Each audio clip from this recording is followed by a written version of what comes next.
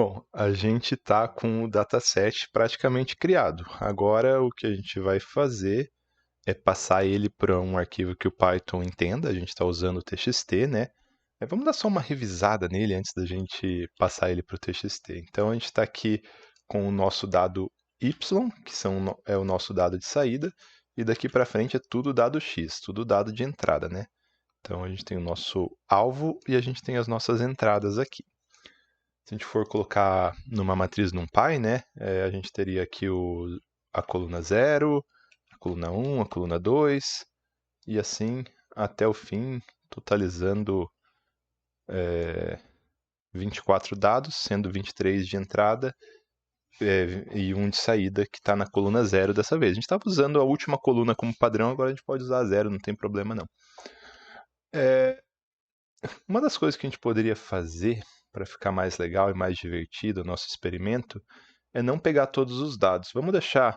Lembra que a gente falou que a gente tem dados de treinamento, dados de validação e dados de teste? Só para a gente ver se nossa previsão vai funcionar, vamos deixar esses, sei lá, 15 últimos dados aqui fora dos nossos dados de validação, dos nossos dados de treinamento e de teste. Vamos pegar só aqui do 15 para baixo, vou até o fundo, ó. Peguei todos os dados aqui, vou abrir um arquivo de texto, bloco de notas, e eu vou colar aqui no nosso arquivo de texto e vou chamar, tá aqui todos os nossos dados, e aí eu vou chamar esse dado aqui de btc.txt. Já tinha um aqui, que eu fiz alguns testes prévios, então estão aqui todos os nossos dados. Beleza, dataset pronto, a gente pode ir implementar a nossa rede neural. Bom, a gente vai fazer assim. Quando a gente finalizou a rede neural da aula passada, eu havia falado que ela poderia servir de base para a gente criar outras redes neurais, porque a estrutura ela não fugiria muito dessa estrutura aqui. Então vamos fazer isso. Vamos colocar esses nossos novos datasets em cima dessa rede neural criada. Vamos fazer uma pequena revisão dela, do que a gente fez aqui, do que a gente vai ter que mudar, e vamos fazendo essas alterações. Estamos aqui com a nossa rede neural bonitinha, toda que a gente já utilizou. Acho que a primeira coisa que a gente pode fazer é carregar, né? Então estou conectando aqui a rede, vamos carregar o nosso arquivo BTC para cá. Então está aqui, ó. Carregamos o nosso arquivo BTC para cá. Tem algumas pequenas coisas que a gente vai ter que mudar aqui nessa rede. Então, a gente começa importando as bibliotecas, a biblioteca NumPy para a gente trabalhar com matrizes e tudo mais, a biblioteca TensorFlow que a gente vai usar para criar o modelo da rede neural, a biblioteca Matplotlib que a gente vai usar para plotar os gráficos, e a biblioteca sklearn, que é onde a gente vai dividir os dados em treinamento e validação, e se for o caso, se for necessário, no caso do Bitcoin é muito necessário, né? Fazer uma padronização desses dados, jogar eles para uma escala muito perto. Porque vocês viram, né? O Bitcoin ele deve ter valores ali desde 2017. Ter que voltar ali na nossa. Ter que voltar ali nos nossos dados só para eu ter uma noção. Vamos pegar aqui, ó, em 2017 ele tinha valor 43 mil. 10 mil. Isso aqui é. Nossa, ele foi de 43 para 10 mil em tão pouco tempo assim. Tá certo isso, minha gente? Tá certo isso mesmo? Deixa eu desenhar esse gráfico aqui só pra gente ter uma noção.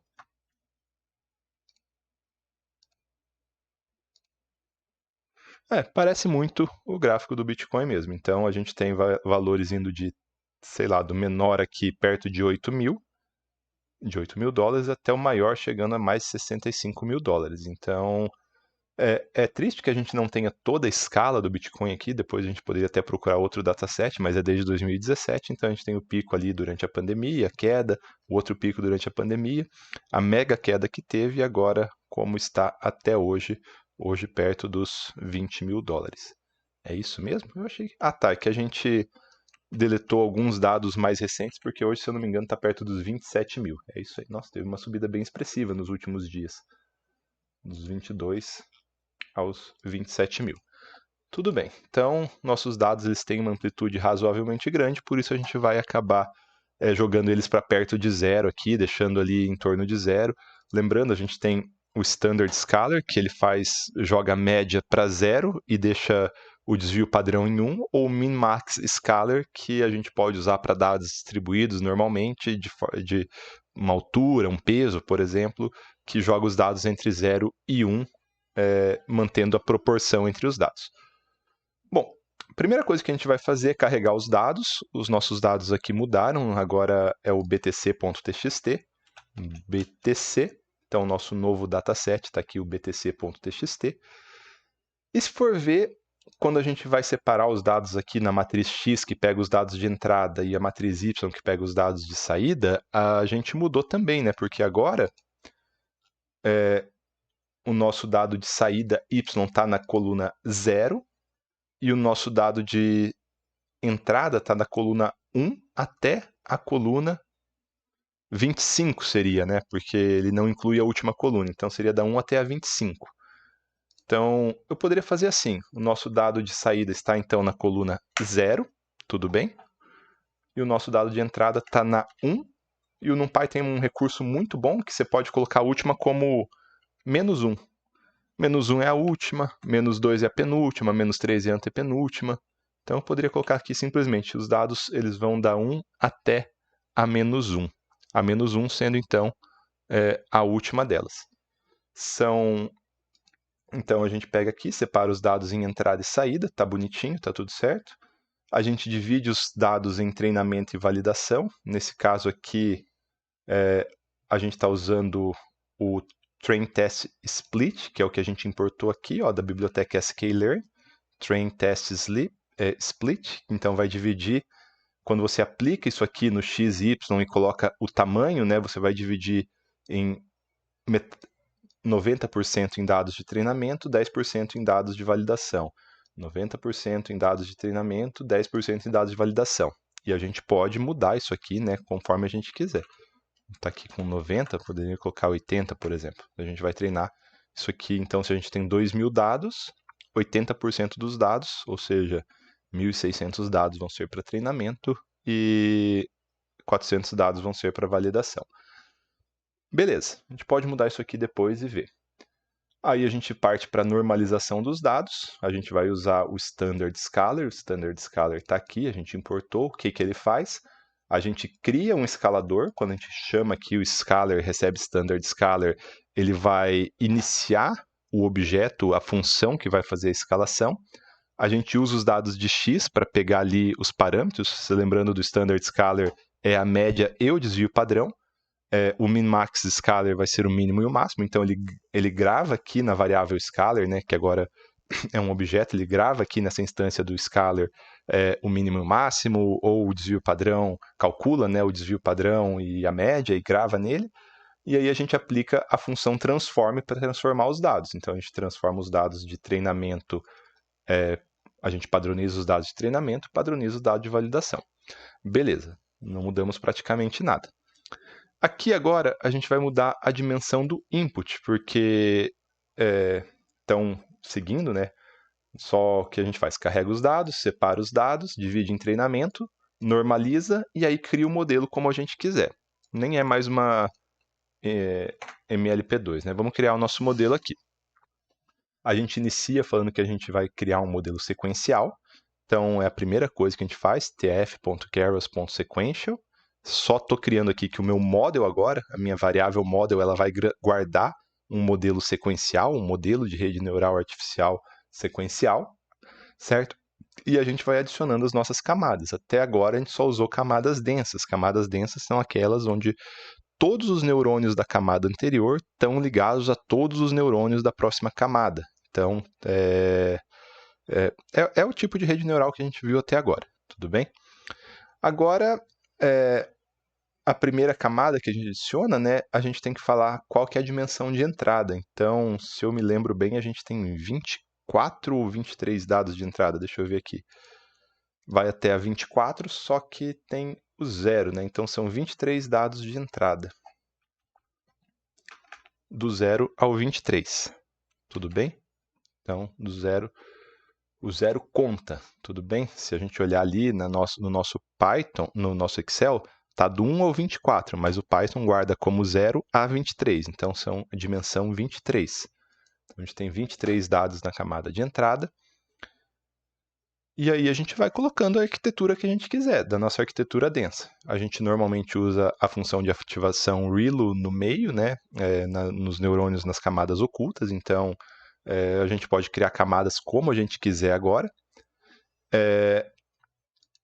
Vamos manter essas aqui, que é do anterior, isso aqui é bem pouquinho neurônio mesmo, para a complexidade que a gente tem agora, mas depois a gente muda isso aqui. Aqui tem uma coisa que a gente vai mudar que é importante, e aí faz link com outras coisas que a gente já estudou, que é muito, muito importante lembrar. Quando a gente criou essa rede aqui, a gente estava fazendo uma classificação binária. A gente pegava o dataset do Wisconsin Breast Cancer Hospital e tentava classificar se uma determinada entrada ia retornar uma probabilidade 1 para tumor maligno ou 0 para tumor benigno. Aqui, a gente não quer fazer uma classificação. A gente usava a função sigmoide porque a função sigmoide ela sempre vai dar um valor entre 0 e 1 para a gente que a gente podia usar como probabilidade. Aqui, a gente precisa ter uma distribuição contínua de dados, porque o valor do Bitcoin pode ser qualquer coisa. A gente não pode travar esse valor entre 0 e 1. Ele pode pegar números negativos. Negativo nem pode, na verdade. Mas a gente não pode travar isso aqui entre 0 e 1. Não é uma distribuição de probabilidade entre 0 e 1 o valor do Bitcoin, né? A não ser que a gente tivesse criado uma rede para isso. A gente poderia ter criado uma rede para isso sem muito problema. A gente poderia ter, transformado a saída na diferença entre o de hoje e o de ontem e se ele subiu ou desceu. A gente só ia tentar modelar se ele subiu ou desceu. Aqui a gente está tentando modelar, a gente está tentando prever o valor. Então a função de ativação mais propícia para a gente utilizar aqui é uma que possa assumir qualquer valor. E qual que é a função que a gente viu que pode assumir qualquer valor?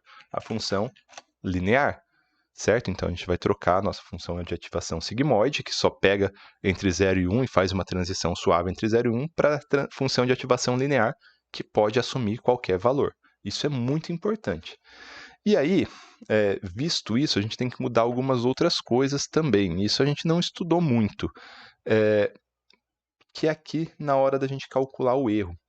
Isso não foi um ponto que a gente chegou até agora, mas a gente sempre calculou o erro, né, o loss aqui é o nosso erro, como binary cross entropy, que isso é um parâmetro usado exclusivamente para classificação, e a gente não quer fazer classificação aqui. Esse binary cross entropy e accuracy, eles basicamente dão desvios dos acertos para os erros. E quando a gente tem classificação, a gente tem acerto e erro, mas aqui a gente não tem acerto e erro para usar esse tipo de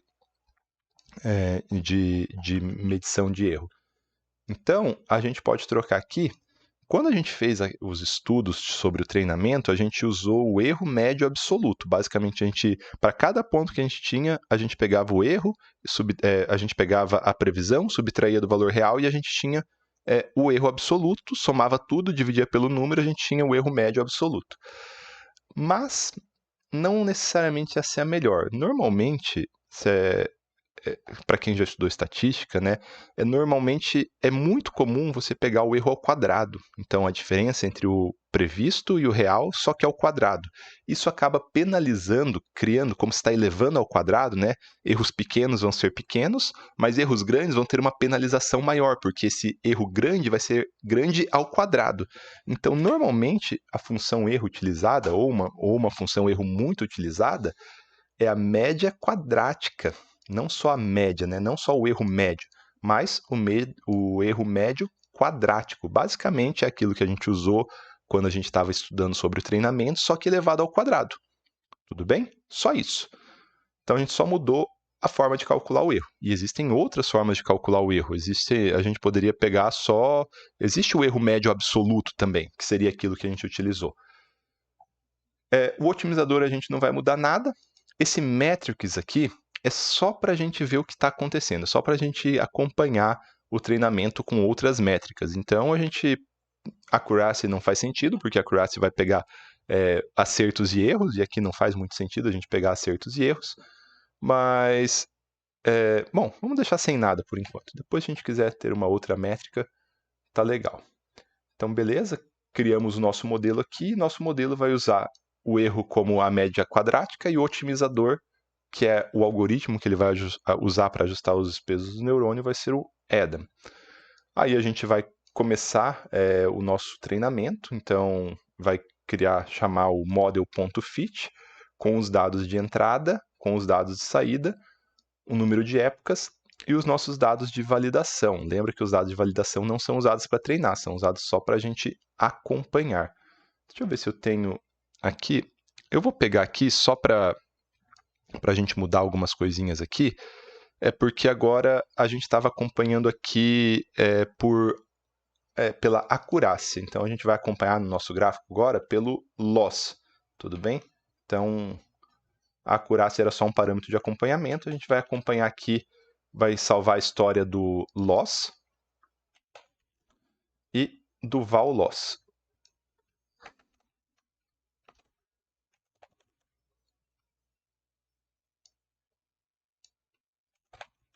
E aqui vamos deixar loss. Eu acho que é isso. Eu acho que só com isso vamos dar um Ctrl F9 aqui para ver se vai rodar. Se não tem nenhum erro, é normal a gente ter um erro. A gente está por 100 épocas só, né? Nossa, a gente vai ter que... Depois, na próxima aula, a gente vai mudar um parâmetrozinho de acompanhamento, porque a gente... Como o erro aqui, ó, isso aqui é o erro, e como o erro é ao quadrado... Ah, eu tinha deixado o parâmetro de acompanhamento aqui por... Vou apagar isso aqui rapidinho. Na próxima aula a gente fala sobre isso. Vamos treinar o nosso modelo aqui mais uma vez. Treinar só por 100 épocas, tudo bem. Está com um pouquinho dado isso aqui? Olha que legal. Então, legal que os dados de validação estão com menos erros do que os dados reais, né? Beleza, conseguimos treinar e conseguimos avaliar, mas o que isso quer dizer? O que a gente faz com isso? Bom, na próxima aula a gente vai aprimorar um pouquinho isso aqui para a gente ter um sentimento um pouco maior. Essa aula já está ficando muito longa.